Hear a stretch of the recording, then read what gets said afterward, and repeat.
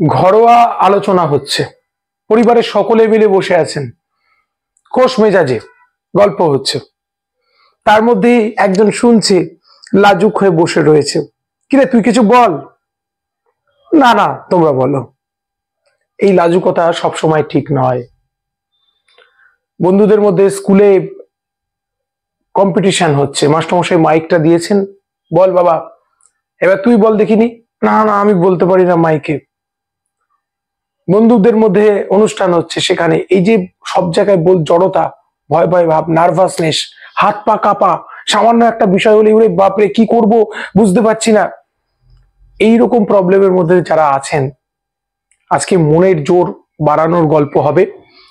আপনারা কি করে মনে রাখবেন যে আপনাদের বিষয়ে আমি কথা বলবো, যে আজকে নিজেকে ছোট ভাববেন না। নিজেকে ছোট ভাবলে আপনি ছোট হয়ে যাবেন। মুখের উপর না বলতে পারেন না যারা, লোকে আপনাকে ইউজ করে নেবে, ইউজ মি। গল্প বলি বুঝতে পারবেন। এই ভুলগুলো অনেকে করেন, আপনি ব্যবহার হয়ে যাবেন। আমার নিজের জীবনের কথা, আমি নিজেকে শক্ত, দেখুন আমি নিজে প্র্যাকটিক্যাল করেছি। আমি একদিন কলেজে পড়ি, কলেজে বেরোচ্ছি, একজনের সাথে দেখা। তা তিনি আমাকে বললেন, শোন বাবা কলেজে যাচ্ছিস? আমি বললাম হ্যাঁ কাকু। তখন বলছে একটা কাজ করে দিবি বাবা, আমার কলেজে যাওয়ার প্রচন্ড তারা, বাস ধরতে হবে, বাসে করে যেতে হবে। তা আমাকে বলছে আমি আজকে বাজারে যেতে পারছি না, হাঁটুতে ব্যথা, আমার এই এই জিনিসগুলো একটু এনে দে না। এদিকে আমার যাওয়ার প্রচন্ড তারা, কিন্তু মুখের উপর ওই যে না বলতে পারি না। কি ভাববে কাকু? আমি কি করলাম, সঙ্গে সঙ্গে তার সেই বাজার দোকান করতে লেগে গেলাম। আমার 2 ঘন্টা দেরি হয়ে গেল, 2 ঘন্টা দেরি হয়ে গেল। তারপর তাকে সেই বাজার দোকান বুঝিয়ে দিয়ে যেই বাজারটা তার হাতে তুলে দিলাম, সঙ্গে সঙ্গে এলাম, আসি কাকু। বলো ঠিক আছে। তাহলে এই হচ্ছে, শুধু 1 গ্লাস জল অফার করলেন না, ওই গরমের মধ্যে এতটা কষ্টের মধ্যে দিয়ে তার কাজগুলো করে দিলাম, 1 গ্লাস জলও অফার করলেন না, তিনি এটা করলেন। আমার সেদিন থেকে জীবনে একটা শিক্ষা হলো, নিজেকে শক্ত করো। আমি উত্তম না হতে পারি, অধম নই, আমি মধ্যম। আপনারা নিজের উপর বিশ্বাসটা আগে আনুন, সব জায়গায়। হীনমন্যতায় ভোগা নয়। হীনমন্যতা কেন ভুগবো? আমার জায়গায় আমি বেস্ট। একটি ছেলে, সে মাছ বিক্রি করে, ঘুরে ঘুরে সাইকেলের পিছনে করে একটা গামলা নিয়ে মাছ বিক্রি করে। কৃষ্ণনগরের ঘটনা। তা সেখানে মাছ বিক্রি করতে করতে একদিন একটা বড় বাড়ির সামনে গিয়ে মাছ বিক্রি করছে। মাছ নেবে গো মাছ।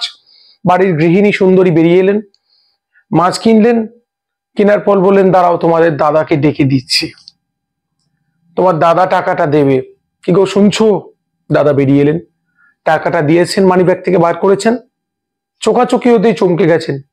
আরে সেই ক্লাসে যে ছেলেটা আমার চেয়ে প্রতি বছর 100 করে নম্বর কম পেত, তার এত বড় বাড়ি, সে তার এত সুন্দর তার প্রভাব প্রতিপত্তি।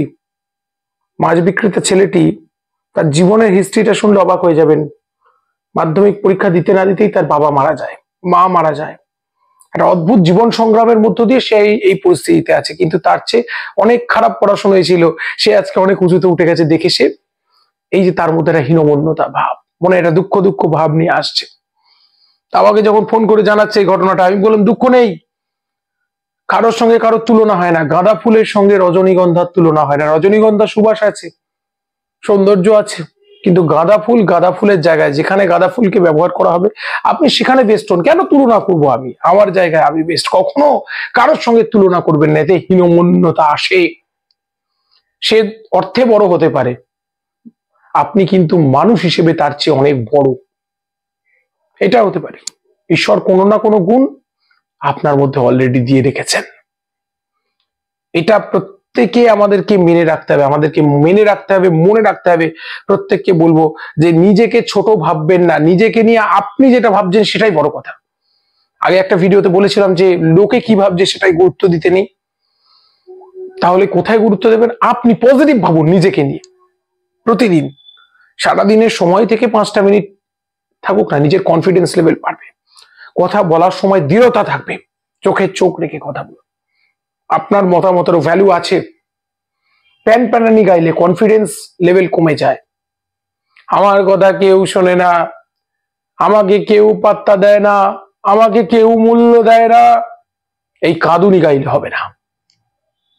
এইরকম কাঁদুনি যারা গাইবে, তারা জীবনে, তাদের মধ্যেও তো আছে দৃঢ়তার অভাব। দৃঢ় হতে হবে, শক্তিশালী হতে হবে। সেই শক্তি নিয়ে আপনি সামনের দিকে যখন এগোবেন, সব বাধা আস্তে আস্তে সরে যাবে।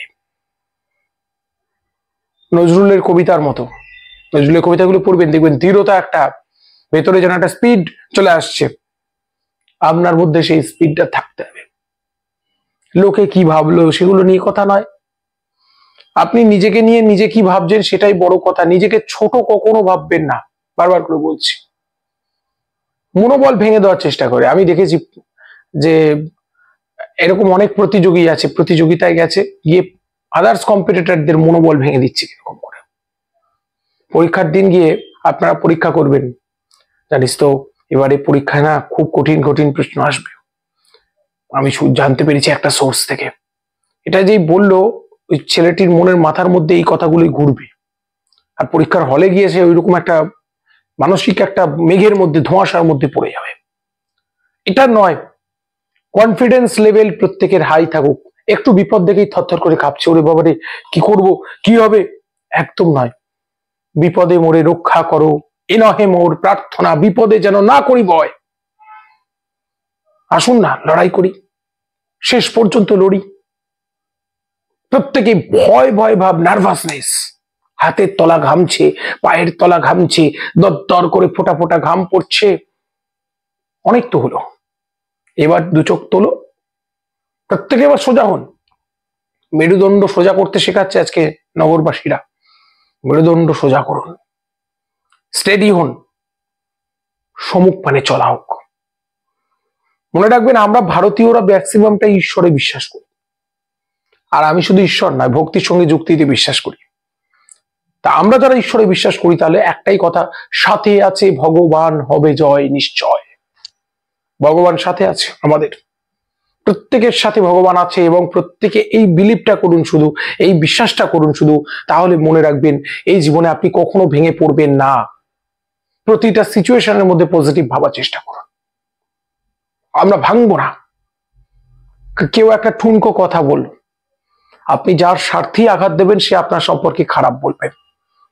আজকে যুগটাই এটা, আপনি যার স্বার্থে বাধা হবেন, সঙ্গে সঙ্গে যে লোকটা আপনার সঙ্গে খুব ভালো বন্ধুত্ব, সেও নিমেষে আপনাকে গালি দিতে পারে।